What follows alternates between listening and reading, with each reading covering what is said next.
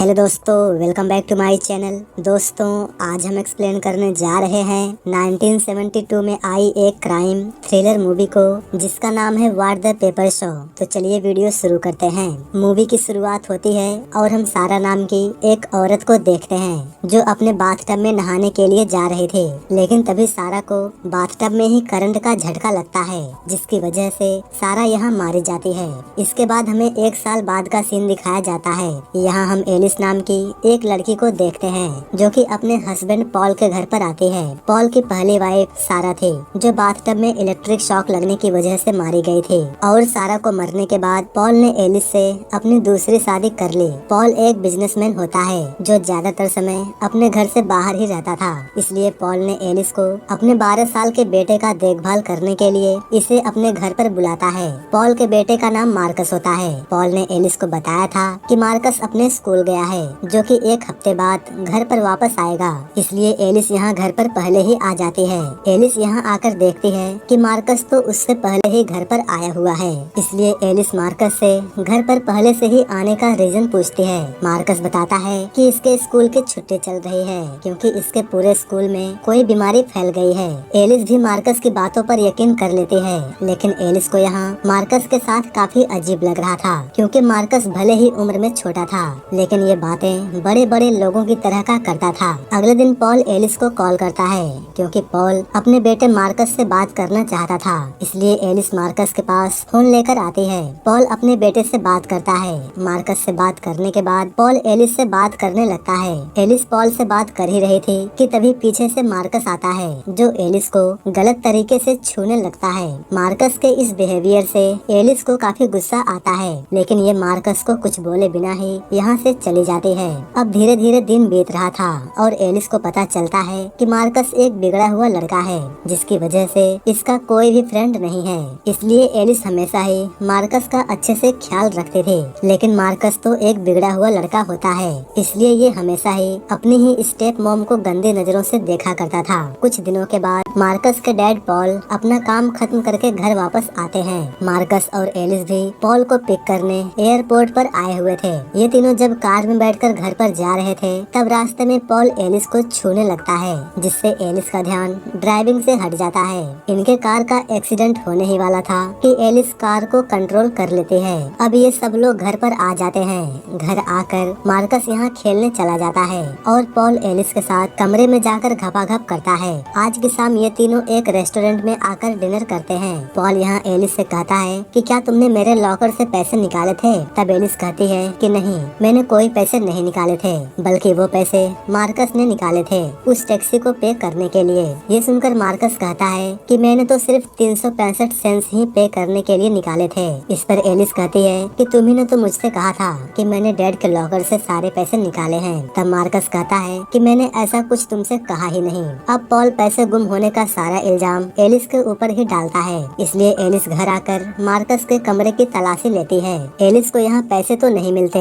लेकिन हाँ, इसे मार्कस के कमरे में एक फटा हुआ लेटर मिलता है। एक दिन स्विमिंग करते समय मार्कस अपने डैड पॉल से कहता है कि एलिस इसका जरा भी ख्याल नहीं रखती, और तो और एलिस इसे पसंद भी नहीं करती। मार्कस की सारी बातें एलिस सुन रही थी। पॉल मार्कस की बातों पर ज्यादा ध्यान नहीं देता, क्योंकि मार्कस एक छोटा बच्चा है और छोटे बच्चे ऐसी बात करते रहते हैं। मार्कस अपने डैड से ये भी कहता है कि एलिस इसे पसंद नहीं करती।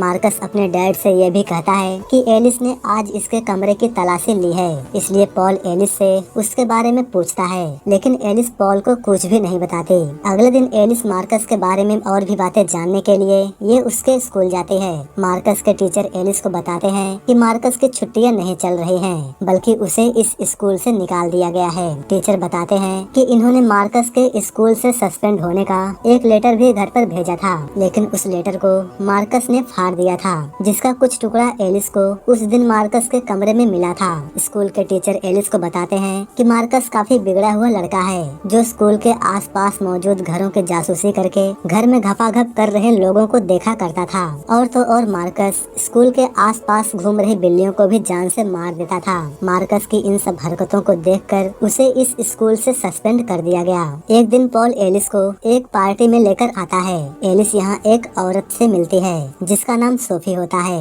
सोफी कहती है कि सारा इसकी एक अच्छी फ्रेंड हुआ करती थी जिसकी अचानक से एक दिन नहाने के दौरान बाथटब में मौत हो गई। एलिस को अब लगने लगा था कि मार्कस ने ही अपनी मॉम सारा को मारा है। एलिस ये सारी बात पॉल को समझाने की भी कोशिश करती है और बताती है कि मार्कस की आदत काफी गंदी है, लेकिन पॉल एलिस की बातों पर जरा भी यकीन नहीं करता। उल्टा ये दोनों एक दूसरे से लड़ने लगते हैं। एक रात एलिस ऊपर के कमरे में आती है, तब ये यहाँ पर एक होल देखती है। इस होल से इनका बेडरूम साफ साफ दिख रहा था। होल देखकर एलिस को पता चल जाता है कि ये होल मार्कस ने ही किया है ताकि वो इन्हें घपाघप करते हुए देख सके। इसलिए एलिस जल्दी से मार्कस के पास आती है। एलिस यहाँ गुस्से से मार्कस से पूछती है कि ये इन्हें घपाघप करते हुए क्यों देखता है। मार्कस इस पर कहता है कि किसी को घपाघप करते हुए देखना इसे काफी अच्छा लगता है। एलिस कहती है कि तब तो तुम सारा को भी इसी तरह से देखते होगे। तब मार्कस कहता है कि हाँ, लेकिन ये सारा को उतना पसंद नहीं करता था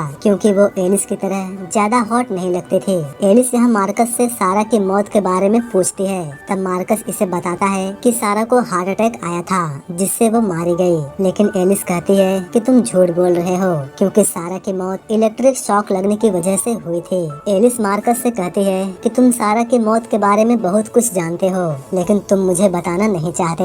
मार्कस कहता है कि आखिर मैं तुम्हें ये सब क्यों बताऊं और इसमें मेरा क्या फायदा होगा। एलिस यहाँ मार्कस को पैसों का लालच देती है, लेकिन मार्कस बात बताने से मना कर देता है और कहता है कि इसे बस एलिस चाहिए। ये सुनकर एलिस अपने कपड़े उतारने लगती है।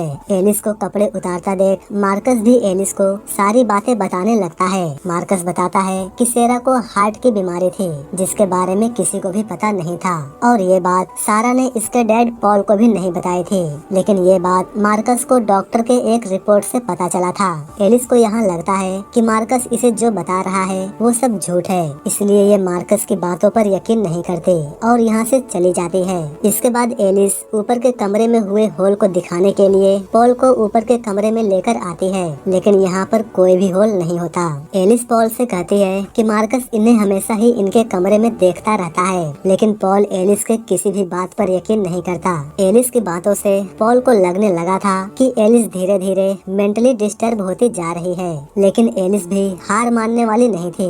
इसलिए ये सारा की मौत पर कुछ चीजों की इन्वेस्टिगेशन करती है, जिससे एलिस को पता चल जाता है कि मार्कस ने ही सारा को मारा है। दरअसल मार्कस ने सारा के बाथटब में खराब हीटर लगाया था जिससे सारा को इलेक्ट्रिक शॉक लगा और वो मारी गई। एलिस को अब जब पता चल गया था कि मार्कस ने ही सारा को मारा है, तब ये मार्कस से और बात जानने के लिए ये मार्कस से पूछती है कि आखिर इसने सारा को क्यों मारा।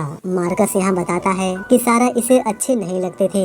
मार्कस यहाँ ये भी कहता है कि इसे लोगों को टॉर्चर करके मारने में काफी मजा आता है। मार्कस एलिस से कहता है कि अब ये एलिस को भी मार देगा।